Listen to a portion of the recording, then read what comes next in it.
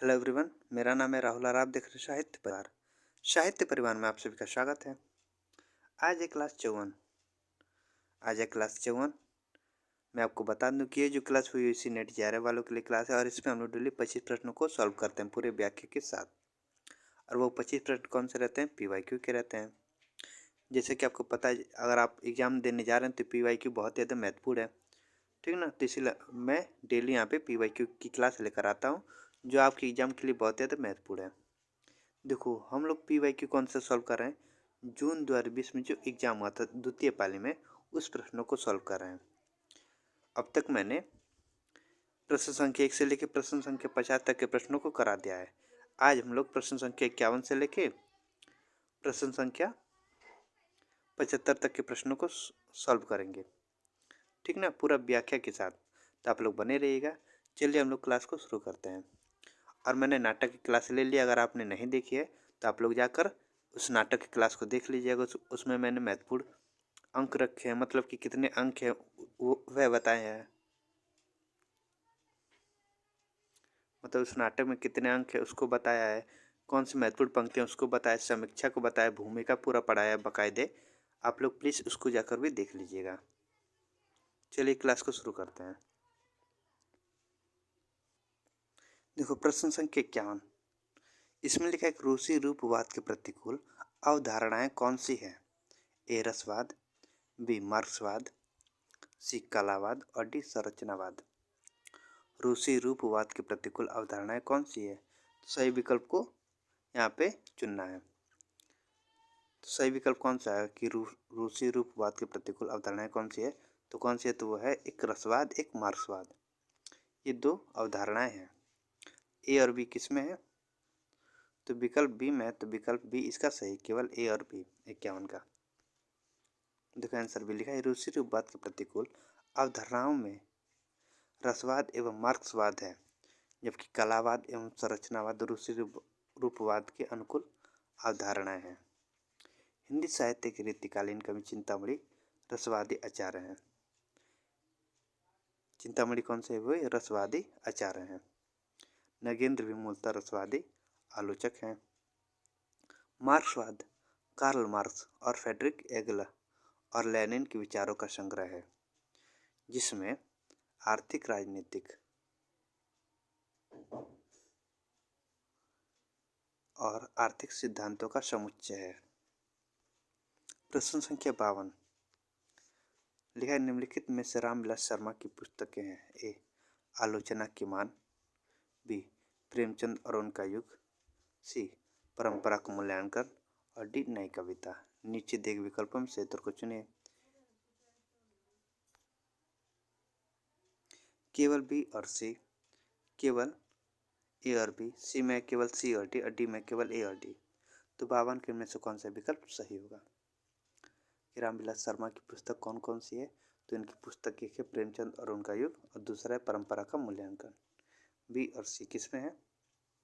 तो विकल्प ए में है, तो 52 का विकल्प ए सही है। देखो, लिखा एक मार्क्सवादी आलोचक रामविलास शर्मा की पुस्तकों में प्रेमचंद और उनका युग, जिसका प्रकाशन वर्ष 1952 है, एवं परंपरा का मूल्यांकन, जिसका प्रकाशन वर्ष 1981 है। ये तो उनकी पुस्तक हैं। जबकि आलोचना का मान प्रकाशन वर्ष 1958 और नई कविता सीमाएं और संभावना, ये गिरिराज कुमार माथुर की कृतियां हैं। आलोचना का मान और नई कविता सीमाएं और संभावना किसकी है? तो ये दोनों गिरिजा कुमार माथुर की कृतियां हैं।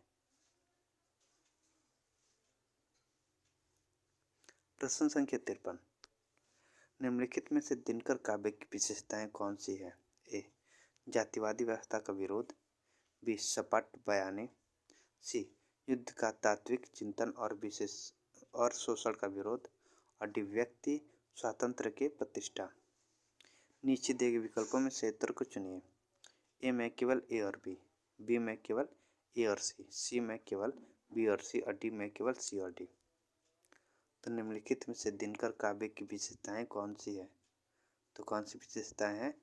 तो वो है जातिवादी व्यवस्था का विरोध और एक है युद्ध का तात्विक चिंतन और शोषण का विरोध। ए और सी किस में है? तो विकल्प बी में है, तो 53 का विकल्प बी सही है, ए और सी। यहाँ पे लिखा भी कि आंसर भी लिखा है कि राष्ट्रीय सांस्कृतिक काव्यधारा के कवि रामधारी सिंह दिनकर के काव्य की विशेषताओं में जातिवादी व्यवस्था के विरोध एवं युद्ध का तात्विक चिंतन और शोषण का विरोध शामिल है, जबकि सपाट बयानी एवं व्यक्ति स्वातंत्र की प्रतिष्ठा जैसी विशेषताएं क्रमशः धूमिल अज्ञे आदि में मिलती है, जो नई कविता प्रयोगवादी आदि से संबंध है। प्रश्न संख्या 54 लिखा कि निम्नलिखित में से माखनलाल चतुर्वेदी की रचना है। ए स्वर्णधुली, बी हिमकृष्णी, सी विष्णुप्रिया और डी हिमतरंगिणी। नीचे दिए विकल्पों में से उत्तर को चुनिए। ए में केवल सी और डी, बी में केवल ए और बी, सी में केवल बी और डी और डी में केवल ए और सी। तो माखनलाल चतुर्वेदी की रचना इनमें से कौन सी है? तो कौन सी रचना है? तो देखो, हिमकृष्णी एक तो ये है, हिमकृष्णी प्रकाशन वर्ष 1943 है, और हिमतरंगिणी जिसका प्रकाशन वर्ष 1949 है। ठीक ना।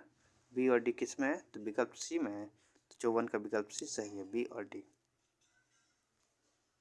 देखो आंसर सी लिखा है कि राष्ट्रीय संस्कृत धारा के कवि माखनलाल चतुर्वेदी की रचना हिमकृष्णी जिसका प्रकाशन वर्ष 1943 है एवं हिमतरंगिणी जिसका प्रकाशन वर्ष 1949 ईस्वी है, जबकि विष्णुप्रिया 1957 ईस्वी इसका प्रकाशन वर्ष है, मैथिली शरण गुप्त का है एवं स्वर्णधुली प्रकाशन वर्ष 1947 सुमित्रानंदन पंत की रचना है।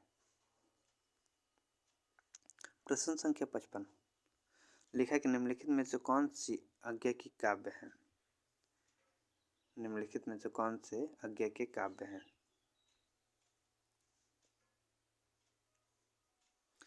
ए में लिखा है भग्नदूत, बी में आत्मा की आंखें, सी में आत्महत्या के विरुद्ध और डी में चिंता। नीचे दिए गए विकल्पों में से उत्तर को चुनिए। ए में केवल ए और सी, बी में केवल ए और डी, सी में केवल बी और सी और डी में केवल ए और सी और डी। तो 55 का इनमें से कौन सा विकल्प सही होगा कि इनमें से कौन से आज्ञा की काव्य है? तो एक भग्नदूत एक चिंता, ये दोनों आज्ञा के काव्य हैं। ए और डी किस में है? तो विकल्प बी में है, तो 54 का विकल्प भी सही है, भग्नदूत और चिंता ये आज्ञा के काव्य हैं। देखो आंसर भी लिखा है कि दिए गए विकल्पों में भग्नदूत जिसका प्रकाशन वर्ष 1943 ईस्वी है एवं चिंता जिसका प्रकाशन वर्ष 1942 ईस्वी है, ये सच्चिदानंद हीरानंद वात्स्यायन आज्ञा के काव्य हैं। जबकि आत्मा की आंखें 1964 ईस्वी का प्रकाशन वर्ष एवं आत्महत्या के विरुद्ध 1967 ईस्वी प्रकाशन वर्ष है किसका है? रघुवीर सहाय का काव्य है। दोनों किसका? रघुवीर सहाय का है। और भग्नदूत और चिंता ये दोनों किसके आज्ञा के काव्य है। प्रश्न संख्या 56 निम्नलिखित में से कौन सी जयशंकर प्रसाद की कविताएं हैं? ए करुणा में को भाता है तम के पर्दे में आना,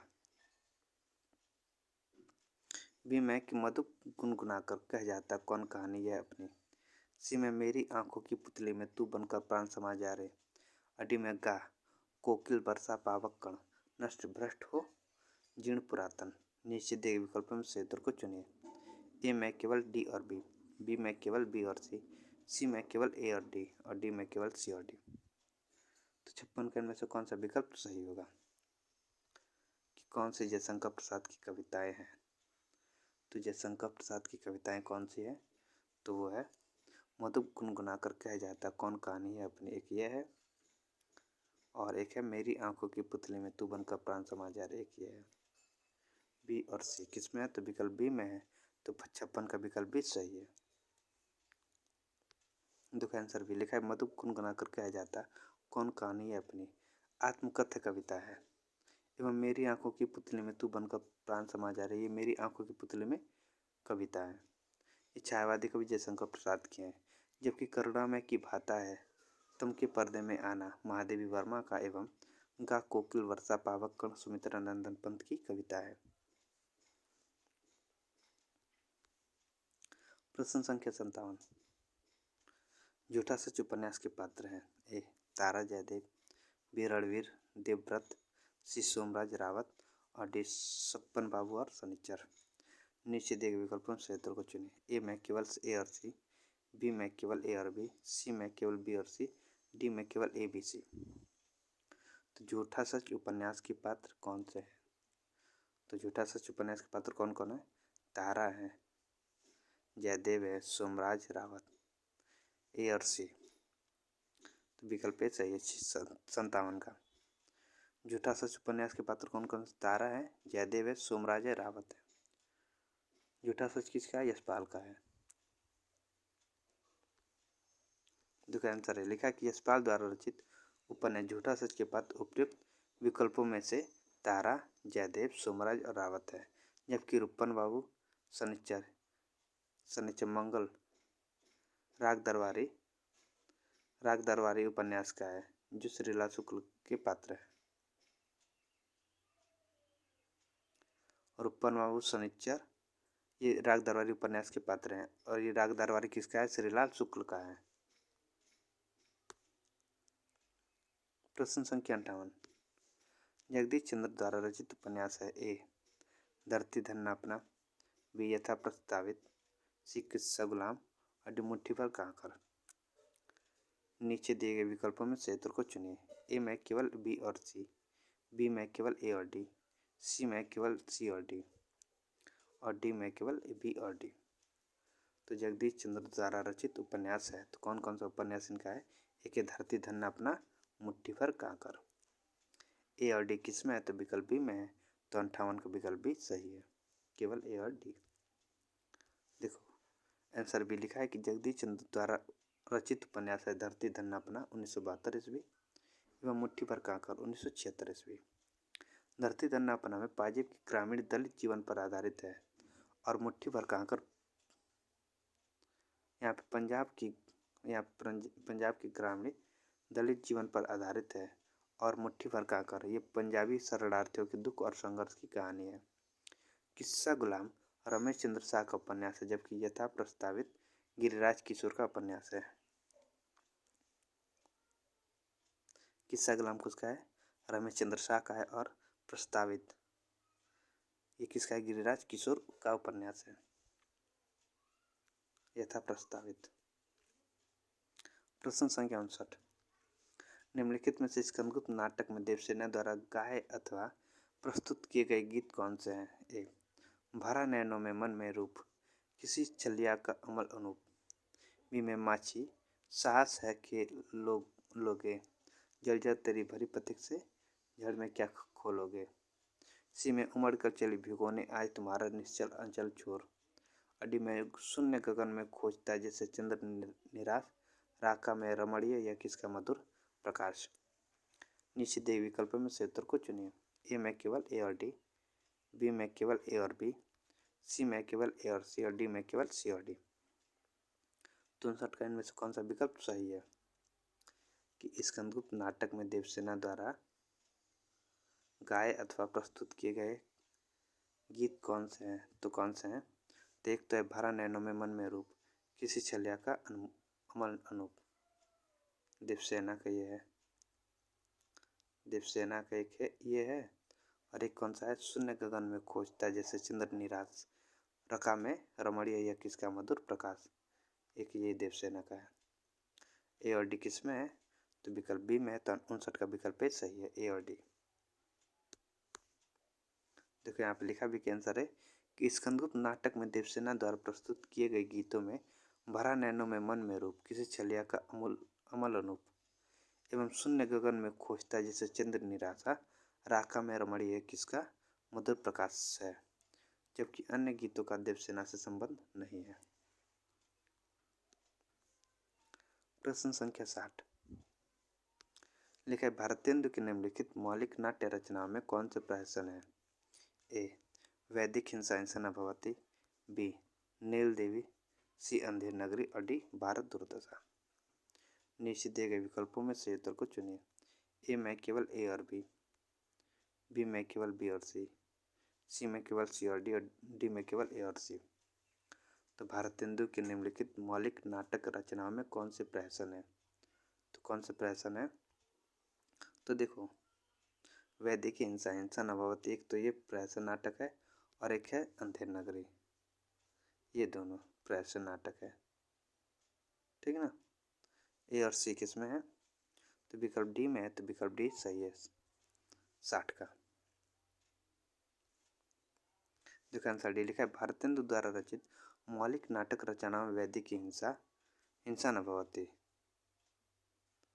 जो सामाजिक धार्मिक विसंगति पर व्यंग है, तथा अंधेर नगरी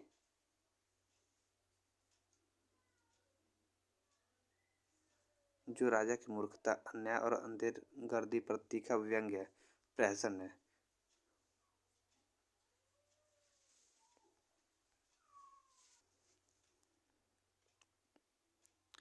जबकि नील देवी 1881 गीत रूपक है, तथा भारत दुर्दशा 1880 ये नाट्य रासक या लास्य रूपक है।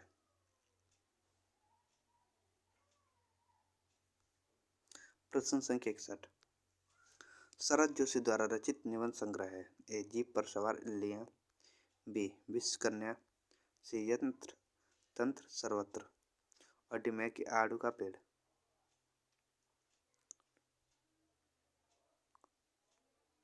शरद जोशी द्वारा रचित निबंध संग्रह है, तो कौन सा है? नीचे दिए विकल्प में सही उत्तर को चुने। ए में केवल ए और बी में केवल ए और सी में केवल बी और सी, और डी में केवल सी और डी। तो इनमें से कौन सा विकल्प सही है? तो शरद जोशी द्वारा रचित निबंध संग्रह कौन सा है? तो जीप पर सवार इल्लियां और यंत्र तंत्र सर्वत्र, एक ये है। ए और सी किस में है? तो विकल्प बी में है, तो 61 का विकल्प बी सही है, ए और सी। देखो आंसर भी है, लिखा कि शरद जोशी द्वारा रचित निबंध संग्रह जीप पर सवार इल्लियां और एवं यंत्र तंत्र सर्वत्र है। जबकि विश्व कन्या रविंद्रनाथ त्यागी का निबंध संग्रह है, एवं आड़ू का पेड़ रमेशचंद्र शाह का निबंध संग्रह है। शरद जोशी के अन्य चर्चित निबंध संग्रह में यथासंभव, हम भ्रष्टन के भ्रष्ट, हमारे, किसी बहाने, राह किनारे बैठ, तिलस्मी, दूसरी सतह आदि शामिल है। प्रश्न संख्या 62, लिखा कि हरिशंकर परसाई द्वारा रचित निबंध संग्रह है। ए तुलसीदास चंदन घिसे, बी अपनी अपनी बीमारी, सी बबूल और कैक्टस, डी एक भोर जुगनू की। नीचे दिए गए विकल्पों में से उत्तर को चुनिए। ए में केवल ए और बी में केवल बी और सी में केवल ए और डी में केवल बी और डी। तो 62 का इनमें से कौन सा विकल्प सही होगा? कि हरिशंकर परसाई द्वारा रचित निबंध संग्रह कौन से हैं? तो एक है तुलसीदास चंदन घिसे और एक है अपनी अपनी बीमारी। ये दोनों निबंध संग्रह किसके? हरिशंकर परसाई के हैं। तो ए और बी किसका है? किसमें है? तो विकल्प ए में है। तो 62 का विकल्प ए सही है। देखो आंसर है, लिखा तुलसीदास चंदन घिसे, प्रकाशन वर्ष 1986 है, एवं अपनी अपनी बीमारी प्रकाशन वर्ष 1972 है। ये प्रसिद्ध व्यंग्यात्मक निबंधकार हरिशंकर परसाई द्वारा रचित है। जबकि बबूल और कैक्टस रामदरस मिश्र का निबंध है, एवं भोर जुगनू की ये ललित निबंधकार नर्मदा प्रसाद उपाध्याय का निबंध संग्रह है। प्रश्न संख्या 63, लिखा है कि नामवर सिंह द्वारा रचित पुस्तकें हैं। ए कहानी नई कहानी, बी साहित्य के समाजशास्त्र की भूमिका, सी इतिहास और आलोचना, और डी भक्ति काव्य और लोक जीवन। नीचे दिए गए विकल्पों में से उत्तर को चुनिए। ए में केवल ए और बी में केवल बी और सी में केवल सी और डी में केवल ए और सी। तो नामवर सिंह द्वारा रचित पुस्तकें हैं। तो नामवर सिंह द्वारा रचित पुस्तक कौन कौन सी है? तो वो है एक कहानी नई कहानी, एक तो ये है कहानी नई कहानी, एक तो ये एक है इतिहास और आलोचना। ए और सी किस में है? तो विकल्प डी में है। तो 63 का विकल्प डी सही है कि कहानी नई कहानी एक ये है इनकी पुस्तक, और इतिहास और आलोचना ये नामवर सिंह द्वारा रचित पुस्तकें हैं। देखो आंसर डी, लिखा कि नामवर सिंह द्वारा रचित पुस्तकों में कहानी नई कहानी 1965 एवं इतिहास और आलोचना 1957।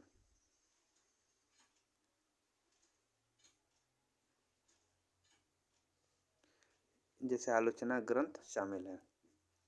जबकि साहित्य के समाजशास्त्र की भूमिका 1989, मैनेजर पांडे एवं भक्ति काव्य और लोक जीवन 1983 शिव कुमार मिश्र की आलोचनात्मक पुस्तक है। प्रश्न संख्या 64। प्रश्न संख्या 64 लिखा है इसमें कि निम्नलिखित काव्य कृतियों में से कौन सी रचनाएं सन 1936 में प्रकाशित हुई थी। एक कामायनी, बी गुंजन, सी राम की शक्ति पूजा, डी पल्लव। नीचे दिए गए विकल्पों में से उत्तर को चुनिए। ए में केवल ए और बी में केवल ए और सी में केवल ए और डी में केवल सी और डी। तीन में से कौन सी रचनाएं जो वो सन 1936 ईस्वी में प्रकाशित हुई थी। तो कौन सी रचनाएं प्रकाशित हुई थी। तो एक कामायनी और एक राम की शक्ति पूजा, ये दो रचनाएं जो वो सन 1936 ईस्वी में प्रकाशित हुई थी। और गोदान का भी प्रकाशन वर्ष क्या है, 1936 है। ठीक, मुंशी प्रेमचंद जी का। तो ये दो रचनाएं 1936 में प्रकाशित हुई थी।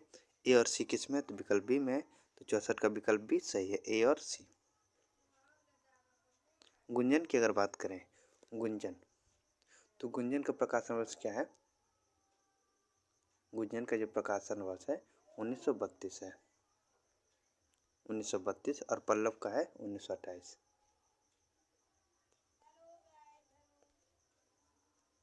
देखो यहाँ पे लिखा भी, उपयुक्त में दी हुई काव्य कृतियों में कामायनी जो जयशंकर प्रसाद की एवं राम की शक्ति पूजा सूर्यकांत त्रिपाठी निराला की है, सन 1936 ईस्वी में प्रकाशित हुई थी। जबकि गुंजन सुमित्रा नंदन पंत की है 1932 ईस्वी में, तथा पल्लव ये भी सुमित्रा नंदन पंत की है 1928 ईस्वी में प्रकाशित हुई थी। प्रश्न संख्या 65 लिखा है कि आचार्य शुक्ल के अनुसार अमीर खुसरो के विषय में निम्नलिखित में से कौन सी बातें सही हैं। ए, कबीर की अपेक्षा खुसरो का ध्यान बोलचाल की भाषा की ओर अधिक था। बी, खुसरो का लक्ष्य जनता का मनोरंजन था। सी, खुसरो के समय में बोलचाल की स्वाभाविक भाषा घिसकर बहुत कुछ उसी रूप में आ गई थी जिस रूप में खुसरो में मिलती है। और डी, खुसरो धर्मोपदेश थे, धर्मोपदेशक थे, अतः उनकी वाणी पोथियों की भाषा का सहारा लिए हुए हैं। नीचे दिए गए विकल्पों में से उत्तर को चुनें। ए में केवल ए बी सी, बी में केवल ए सी डी, सी में केवल ए बी डी और डी में ए बी सी डी। आचार्य शुक्ल के अनुसार अमीर खुसरो के विषय में निम्नलिखित में से कौन सी बातें सही हैं। तो कौन सी बातें सही हैं, तो देखो, कबीर की अपेक्षा खुसरो का ध्यान बोलचाल की भाषा की ओर अधिक था, एक ये सही है, ए सही है। खुसरो का लक्ष्य जनता का मनोरंजन था, एक ये भी सही है। और खुसरो के समय में बोलचाल की स्वाभाविक भाषा खींचकर बहुत कुछ उसी रूप में आ गई थी जिस रूप में खुसरो में मिलती, एक ये सही है। ए बी सी ये तीनों सही बात है। तो ए बी सी किस में, विकल्प ए में है, तो 65 का विकल्प ए सही है, ए बी सी। देखो आंसर ए लिखा है, कबीर की अपेक्षा खुसरो का ध्यान बोलचाल की भाषा की ओर अधिक था। खुसरो का लक्ष्य जनता का मनोरंजन था एवं खुसरो के समय में बोलचाल की स्वाभाविक भाषा घिसकर बहुत कुछ उसी रूप में आ गई थी जिस रूप में खुसरो में मिलती है। ये प्रमुख बातें आचार्य रामचंद्र शुक्ल ने अपने हिंदी साहित्य के इतिहास में खुसरो के विषय में कही है। जबकि खुसरो धर्मोपदेशक थे, अतः उनकी वाणी पोथियों की भाषा का सहारा लिए हुए है। कथन शुक्ल जी के कथनों से मेल नहीं खाता है, तो असंगत है।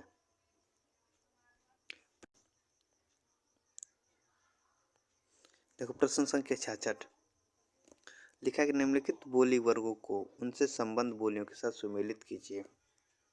यहाँ पे वर्ग, यहाँ पे बोली दी गई है। मतलब पश्चिमी हिंदी में कौन सी बोली आती है, पूर्वी हिंदी में कौन सी बोली आती है, बिहारी हिंदी में कौन सी बोली आती है और राजस्थानी हिंदी में कौन सी बोली आती है। तो देखो पश्चिमी हिंदी की अगर बात करें तो पश्चिमी हिंदी में कौन कौन सी बोली आती हैं, तो इसके अंतर्गत 6 बोलियाँ आती हैं। 6 बोली कौन सी आती हैं, एक 6 बोली मतलब 2 भागों में बटी, एक ओकार बहुला, एक आकार बहुला। ओकार बहुला की अगर बात करें तो उसमें आती है ब्रज, कन्नौजी और बुंदेली। पश्चिमी हिंदी अगर औकार बहुला की अगर बात करें, औकार बहुला में कौन सी आती है, ब्रज, बुंदेली, ब्रज, कन्नौजी और बुंदेली, ये 3 भाषा आती है। और आकार बहुला में कौन सी आती है कि कौरवी, दक्खनी और हरियाणवी। आकार बहुला में कौरवी, दक्खनी, हरियाणवी। और औकार बहुला में कौन सी आती है, औकार बहुला में आती है ब्रजभाषा, कन्नौजी और बुंदेली। ठीक है ना, ये 6 बोली इसके अंतर्गत आती है। पूर्वी हिंदी के अंतर्गत कौन सी आती है? इसके अंतर्गत ABC, अवधी, बघेली, छत्तीसगढ़ी। पूर्वी हिंदी के अंतर्गत ये आती है। बिहारी हिंदी के अंतर्गत कौन सी आती है? भोजपुरी, मगही, मैथिली। भोजपुरी, मगही, मैथिली, ठीक ना। और राजस्थानी हिंदी के अंतर्गत कौन सी आती है? तो राजस्थानी में ये मारवाड़ी, मेवाती, मालवी और जयपुरी। ठीक। तो देखो पश्चिमी हिंदी में कौन से आते हैं? बुंदेली, कन्नौजी और ये ब्रजभाषा मैंने बताया। तो पश्चिमी हिंदी का क्या आएगा? बुंदेली आएगा। पश्चिमी हिंदी का बुंदेली में आएगा। पूर्वी हिंदी को अवधी, बघेली, छत्तीसगढ़ी, तो पूर्वी बघेली में आएगा। बिहारी हिंदी में कौन सा आएगा? भोजपुरी, मगही, मैथिली, बिहारी का मगही में आएगा। और राजस्थानी का कौन सा आएगा? ये मारवाड़ी, मालवी, मेवाती और जयपुरी। तो इसका ये होगा। ठीक। A का 2, B का 3, C का 4 और D का 1। तो विकल्प B इसका सही है। 66 का, 66 का विकल्प भी सही है। देखो पश्चिम हिंदी में बुंदेली, बुंदेली, पूर्वी हिंदी में बघेली, बिहारी हिंदी में मगही और राजस्थानी हिंदी में मेवाती। देखो इससे प्रश्न एक जरूर पूछता है एग्जाम में, इससे मतलब एक प्रश्न जरूर आता है, तो आप लोग इसको ध्यान दीजिएगा। प्रश्न संख्या 67 लिखा है, निम्नलिखित कवियों को उनकी रचनाओं के साथ सुमेलित कीजिए। निम्नलिखित कवियों को उनके रचनाओं के साथ सुमेलित कीजिए। यहाँ पे कवि के नाम दिए गए हैं, यहाँ पे उनकी रचनाओं के नाम दिए गए हैं। कवि में कौन कौन से हैं? चिंतामणि त्रिपाठी, भूषण है, देव है, लाल कवि हैं। रचना में कौन कौन सी रचना? चित्र प्रकाश है, काव्य प्रकाश है, छत्रसाल दशक है और रस विलास है। तो 67 का क्या करना है? मिलान करना है। तो देखो चिंतामणि त्रिपाठी, इनकी कौन सी रचना है? तो इनकी रचना है काव्य प्रकाश। चिंतामणि त्रिपाठी कौन सी रचना है? काव्य प्रकाश है। भूषण की रचना कौन सी? छत्रसाल दशक है। देव की कौन सी रचना है? रस विलास है। और लाल कवि का छत्र प्रकाश है। A का 2, B का 3, C का 4 और D का 1 किसमें? तो विकल्प बी में है। तो 67 का विकल्प भी सही है। देखो यहाँ पे लिखा भी है, कवि चिंतामणि की कौन सी रचना है? काव्य प्रकाश, भूषण का चित्रसाल दशक, देव का रस विलास और लाल कवि का छत्र प्रकाश। प्रश्न संख्या 68 लिखा है कि निम्नलिखित पात्रों को उनसे संबंधित कहानियों के साथ सुमेलित कीजिए। यहाँ पे पात्रों के नाम दिए गए हैं, यहाँ पे कहानियों के नाम दिए गए हैं। क्या करना है? मिलान करना है। पात्र में कौन कौन है? विशंभर है, रणजीत है, तरन है, नवल किशोर है। कहानी माया दर्पण, दुलाई वाली, आहुति, मिसपाल। अब देखो विशंभर, विशंभर किस कहानी के हैं? तो विशंभर है आहुति कहानी के। किसकी? आहुति कहानी की। आहुति कहानी किसकी है? प्रेमचंद की है। आहुति कहानी किसकी? प्रेमचंद जी की है। प्रेमचंद जी के ना। रणजीत, रणजीत किस कहानी का पात्र है? मिसपाल, मिसपाल मोहन राकेश। मिसपाल ये कहानी किसकी? मोहन राकेश की है। तरन किस कहानी का है? तरन किस कहानी का पात्र? तो माया दर्पण। माया दर्पण किसका है? निर्मल वर्मा का है। निर्मल वर्मा का है। और नवल किशोर दुलाई वाली, दुलाई वाली किसकी है? बंग महिला की है। बंग महिला, ठीक, बंग महिला। तो A का 3, B का 4, C का 1 और D का 2 किसमें? विकल्प डी में है। 68 का विकल्प डी सही है।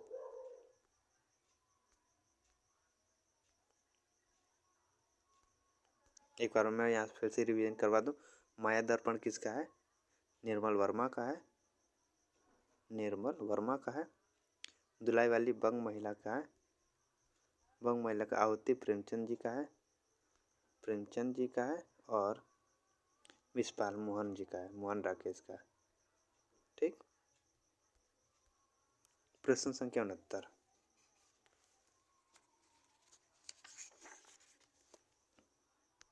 लिखा है कि निम्नलिखित निबंध संग्रहों को उनके लेखकों के साथ सुमेलित कीजिए।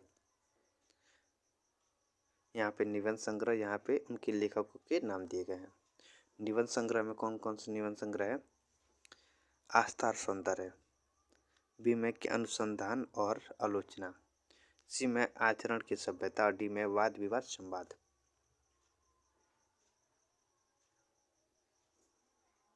लेखक में अध्यापक पूर्ण सिंह है, नामवर सिंह, नगेंद्र और रामविलास शर्मा है। क्या करना है? मिलान करना है।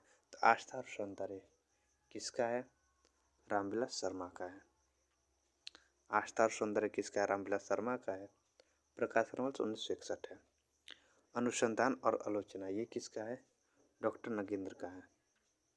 तो ए का 4 और बी का 3 किस में है? तो विकल्प ए में है। तो विकल्प ए आपका सही है, जो कि आस्था और सौंदर्य रामविलास शर्मा, अनुसंधान और आलोचना नगेंद्र का है, आचरण की सभ्यता अध्यापक पूर्ण सिंह का है और वाद विवाद संवादी नामवर सिंह का है। ठीक। 59 का विकल्प ए जो है वो सही है। देखो आस्था और सौंदर्य, इसके अगर प्रकाशन वर्ष की बात करें तो 1961 है। 1961। अनुसंधान और आलोचना इसका कौन है? 1961, इसका भी 1961 है। और वाद विवाद संवाद इसका क्या है? इसका है 1989। 1989, ठीक ना। विकल्प ए इसका सही है। प्रश्न संख्या 70, लिखा है सूची 1 में दिए गए कवियों की सूची 2 में दी गई कविता संग्रहों से सुमेलित कीजिए। यहाँ पे कवियों के नाम, यहाँ पे कविता संग्रहों के नाम।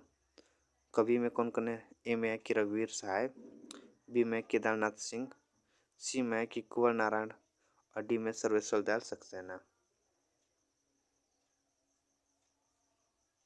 सूची 2 में काठ की घंटियाँ, 2 में आत्महत्या के विरोध, 3 में कि आत्मजयी और 4 में कि जमीन पक रही है। तो 70 का इनमें से कौन सा विकल्प सही होगा? तो 70 का मिलान करना है। रघुवीर सहाय, इनकी कविता संग्रह कौन सी है? रघुवीर सहाय की आत्महत्या के विरोध, एक का 2। केदारनाथ सिंह का कौन सा है? तो केदारनाथ सिंह का जमीन पक रही है, ए का 2 और बी का 4 किस में है? तो बी में भी है और डी में भी, दोनों सेम ही है। अब कुंवर नारायण, कुंवर नारायण का कौन सा कविता संग्रह है? तो आत्मजयी, इनका आत्मजयी है। और सर्वेश्वर दयाल सक्सेना का कौन सा है? तो काठ की घंटियाँ, काठ की घंटियाँ। तो कौन सा विकल्प सही होगा? तो विकल्प डी इसका सही होगा, डी, कि रघुवीर सहाय आत्महत्या के विरुद्ध, केदारनाथ सिंह जमीन पक रही है, कुंवर नारायण आत्मजयी और सर्वेश्वर दयाल सक्सेना काठ की घंटियाँ। यहाँ पे लिखा है रघुवीर सहाय की कविता संग्रह आत्महत्या के विरुद्ध, केदारनाथ सिंह का है जमीन पक रही है, कुंवर नारायण का आत्मजयी और सर्वेश्वर दयाल सक्सेना का है काठ की घंटियाँ। प्रश्न संख्या 71, प्रश्न संख्या 71, लिखा है सूची 1 को सूची 2 से सुमेलित कीजिए। सूची 1 में क्या है? यहाँ पे पत्रिका के नाम दिए गए हैं, यहाँ पे सूची 2 में संपादक के नाम दिए गए हैं। मतलब किस पत्रिका के संपादक कौन थे, यही यहाँ पे मिलान करना है। पत्रिका में कौन कौन से? ए में कि आनंद कादम्बिनी समालोचक है, सी में भारतेंदु है और डी में सार सुधानिधि है। संपादक में किसका किसका नाम है? सदानंद मिश्र का है, राधाचरण गोस्वामी, प्रेमगन और चंद्रधर शर्मा गुलेरी। अब किस पत्रिका के संपादक कौन थे? मिलान करना है। तो आनंद कादम्बिनी के संपादक प्रेमगन थे। समालोचक उस पत्रिका के संपादक चंद्रधर शर्मा गुलेरी थे। भारतेंदु के संपादक कौन थे? राधाचरण गोस्वामी और सार सुधानिधि के संपादक सदानंद मिश्र। ए का 3, बी का 4, सी का 2 और डी का 1। तो विकल्प कौन सा सही है? तो 71 का विकल्प सी सही है। देखो यहाँ पे लिखा भी है कि आनंद कादम्बिनी प्रेमगन, समालोचक चंद्रधर शर्मा गुलेरी, भारतेंदु, राधाचरण गोस्वामी और सार सुधानिधि सदानंद मिश्र। प्रश्न संख्या 72, लिखा निम्नलिखित पात्रों को उनसे संबंध उपन्यासों से सुमेलित कीजिए। सूची 1 में यहाँ पे पात्रों के नाम, सूची 2 में यहाँ पे उपन्यासों के नाम। पात्र में कौन कौन से? महंत रामदास हैं, मुराद अली हैं, कंचन है और कैलाश नाथ हैं। उपन्यास में कौन कौन सा है? तमस, झूठा सच, मानस का हंस और मैलांचल। तो देखो कौन सा पात्र किस उपन्यास का है, मिलान करना। तो महंत रामदास ये किस उपन्यास का पात्र है? तो वह मैलांचल का। महंत रामदास जो वो किस उपन्यास का पात्र? मैलांचल का। मुराद अली तमस का है, कंचन झूठा सच का और कैलाशनाथ मानस का अंश। तो ए का 4, बी का 1, सी का 2 और डी का 3 किस में? विकल्प ए में है। तो 72 का विकल्प ए जो है वो सही है। देखो महंत रामदास ये मैलांचल का है। मैलांचल किसका है? फणिनाथ रेणु जी का है। मुराद अली ये पात्र किसमें का है? तमस उपन्यास का पात्र मुराद अली किसका? विष्णु साहनी का है। कंचन किस उपन्यास का पात्र है? झूठा सच इसके उपन्यासकार कौन है? यशपाल है। और कैलाशनाथ ये मानस कंस का पात्र है, किसका है? अमृतलाल नागर का है। आगे चलते हैं। प्रश्न संख्या 73, लिखा है कि निम्नलिखित पात्रों को उनसे संबंध कहानियों के साथ सुमेलित कीजिए। यहाँ पे पात्रों के नाम, यहाँ पे कहानियों के नाम दिए गए हैं, सुमेलित करना है। पात्र में कौन कौन है? कालिंदी चरण, बी में मालती, सी में श्यामनाथ और डी में सुबोध। एक में गैंग्रीन, पत्नी, जिंदगी और गुलाब, चीफ की दावत। क्या करना है? मिलान करना है। तो देखो कालिंदी चरण ये किस उपन्यास किस कहानी के पात्र? कालिंदी चरण तो वो है पत्नी कहानी की पात्र है। मालती गैंग्रीन किस कहानी की? तो गैंग्रीन कहानी की। श्यामनाथ चीफ की दावत और सुबोध जिंदगी और गुलाब। ए का 2, बी का 1, सी का 4, डी का 3। विकल्प ए इसका सही है 73 का। देखो कालिंदी चरण पत्नी कहानी के पात्र जो है कालिंदी चरण है, किसका है? जैनेन्द्र कुमार का है। मालती गैंग्रीन कहानी के पात्र है, किसका है? अज्ञे का है। श्यामनाथ ये चिप की दावत की पात्र है, विष्णु साहनी का है। और सुबोध जिंदगी और गुलाब किसकी कहानी है? जिंदगी और गुलाब तो उषा प्रेमदा की कहानी है। प्रश्न संख्या 74, लिखा हिंदी की लोक नाट्य शैलियों को प्रदेशों के साथ सुमेलित कीजिए। यहाँ पे लोक नाट्य शैलियाँ दी गई, यहाँ पे प्रदेशों के नाम दिए गए हैं। लोक नाट्य शैलियों में कौन कौन सी है? ए में सांग, बी में नौटंकी, सी में माच और डी में नाचा। प्रदेश में उत्तर प्रदेश में, मालवा, छत्तीसगढ़ और हरियाणा। मतलब कि किस प्रदेश में कौन सी नाट्य शैलियाँ प्रस्तुत की जाती हैं? तो सांग किस प्रदेश में प्रस्तुत की जाती है? हरियाणा में।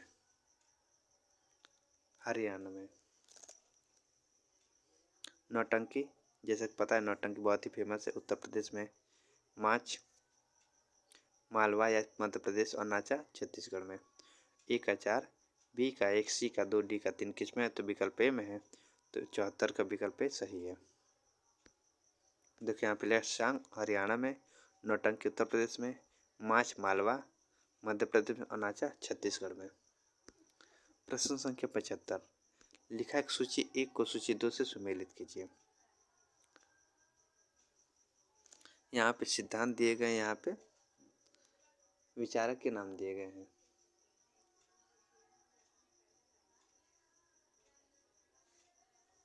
सिद्धांत में कौन से? रम में कल्पना, मूल्य सिद्धांत, परंपरा की अवधारणा और उत्तर आधुनिकतावाद। विचारक में किसका नाम है? टी.एस. एलियट है, आई रिचर्ड्स है, सैमुअल टेलर कॉलरिज है और रोला बार्थ है। तो मिलान करना है। तो रम में कल्पना ये किसका विचार है?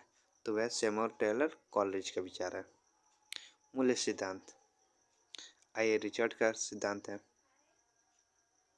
परंपरा की अवधारणा ये टी.एस. एलियट का है और उत्तर आधुनिकतावादी रोलावर्थ का है।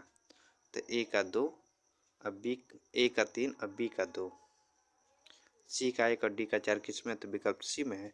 तो 75 का विकल्प सी सही है। रम्य कल्पना सैमुअल टेलर कॉलरिज का, मूल्य सिद्धांत आई रिचर्ड का, परंपरा की अवधारणा टी.एस. एलियट का और उत्तर आधुनिकतावाद रोलावर्थ का। तो ये थे आज के 25 प्रश्न। अगर अच्छा लगा हो तो प्लीज़ आप लोग लाइक करिएगा, सब्सक्राइब करिएगा। मैं से और प्रश्न आपको लेकर आता रहूँगा जो आपके एग्ज़ाम के लिए बहुत ज़्यादा महत्वपूर्ण रहेगा। तो आज के लिए इतना ही, धन्यवाद।